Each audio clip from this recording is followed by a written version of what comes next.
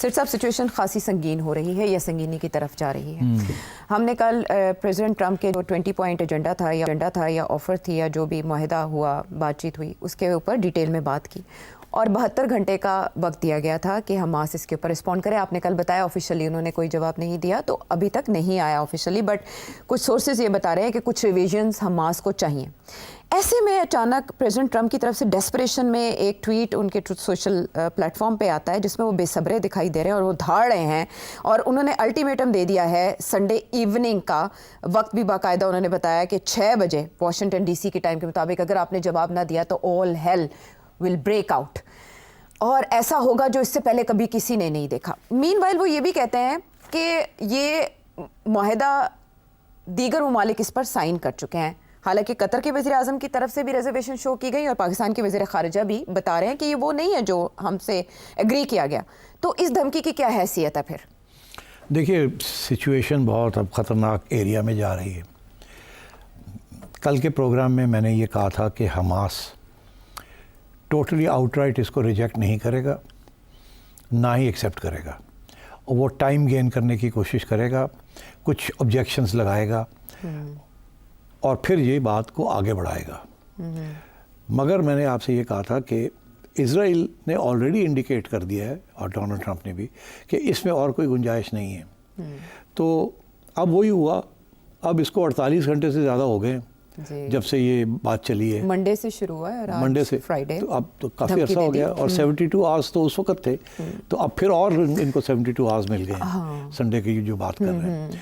तो जाहिर है कि डोनाल्ड ट्रंप भी इस वक्त एक मुश्किल का सामना, वो भी प्रॉब्लम है कि अगर हमास नहीं करता जी, और या लिख के दे देता है कि ये चीज़ के ऊपर हम आपसे डिस्कस करना चाहते हैं, हम आउटराइट रिजेक्ट नहीं कर रहे, ना ही आउटराइट एक्सेप्ट कर रहे हैं, जिसका ये मतलब है कि we don't accept it but we ready to talk.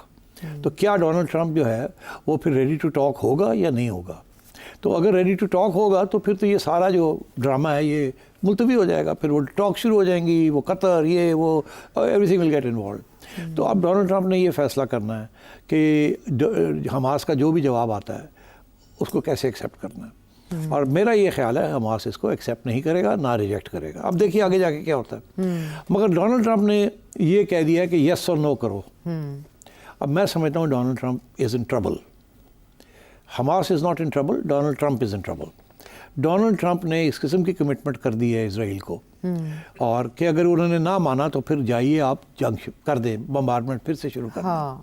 ठीक जी। अच्छा, अब सूरत हाल ये है कि कोई भी इस वक्त तैयार नहीं है कहने के लिए, हमास भी नहीं और बाकी वो 8 ममालिक हैं, कि हम इसको रिजेक्ट करते हैं।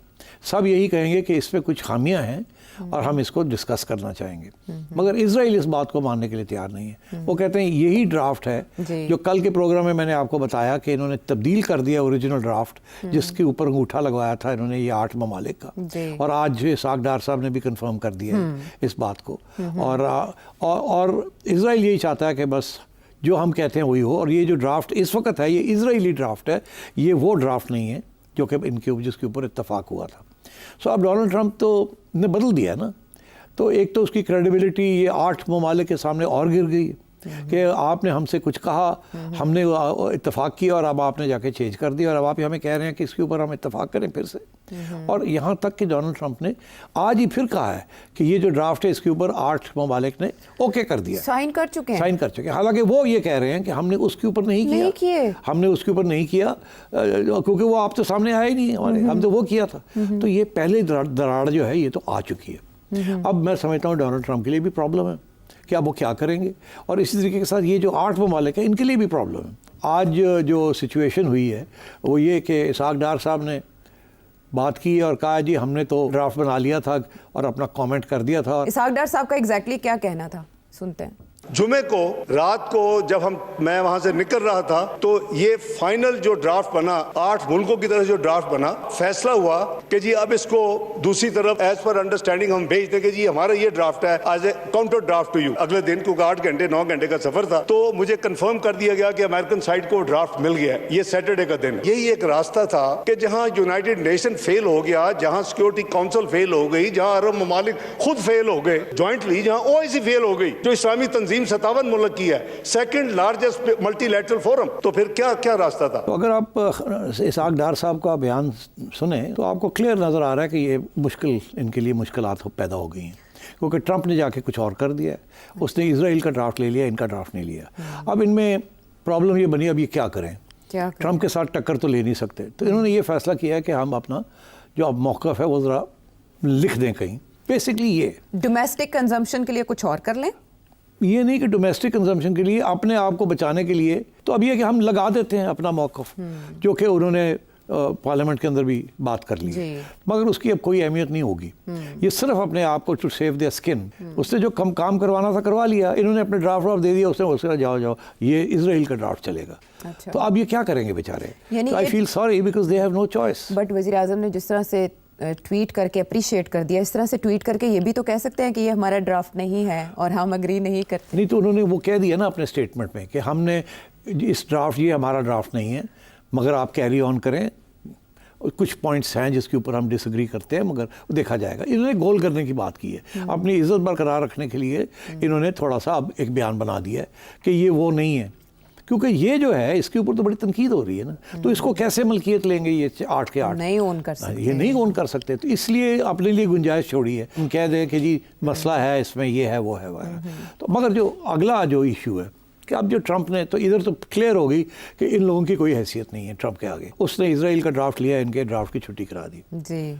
कल के प्रोग्राम में मैंने आपको बताया था कि इनका जो ड्राफ्ट था उसके ऊपर इजराइल ने और जैरेड कुश्नर ने बैठ के ठीक ठूक करके उसको ये दे दिया। ये तो अब अंगूठा वाले लग गए हैं सारे, और ये कर भी कुछ नहीं सकते, ट्रंप को नाराज़ नहीं कर सकते। सो इसीलिए इन्होंने ये जी हमने अपनी वेबसाइट पे लगा दिए।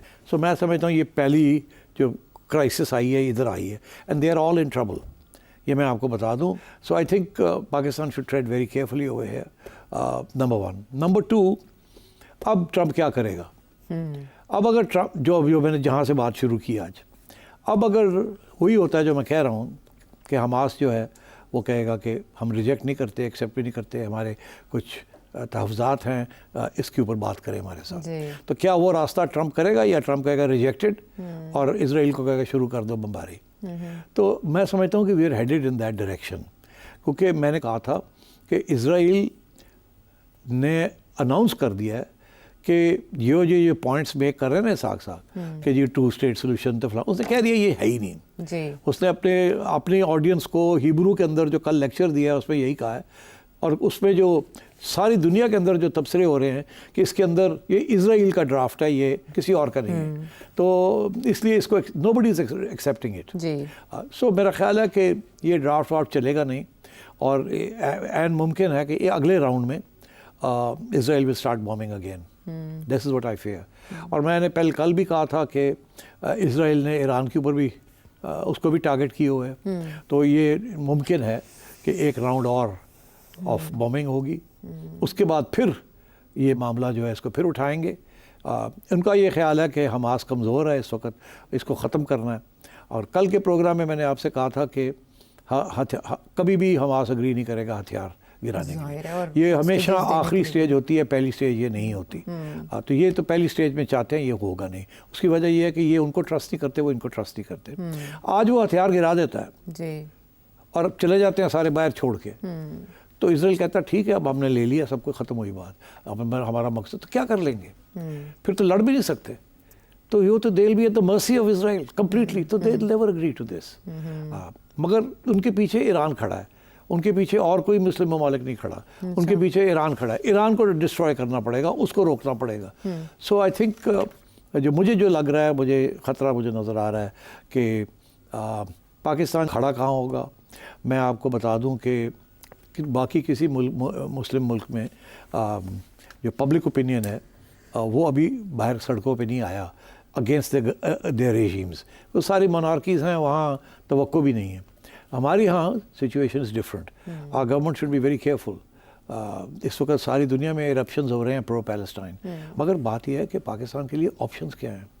इस वक्त उनको थ्रेट है फ्रॉम इंडिया, थ्रेट है फ्रॉम अफ़गानिस्तान, और अगर अमेरिका उनका साथ, पाकिस्तान का साथ नहीं देता इस मुश्किल वक्त में, तो then we are in even more bigger trouble.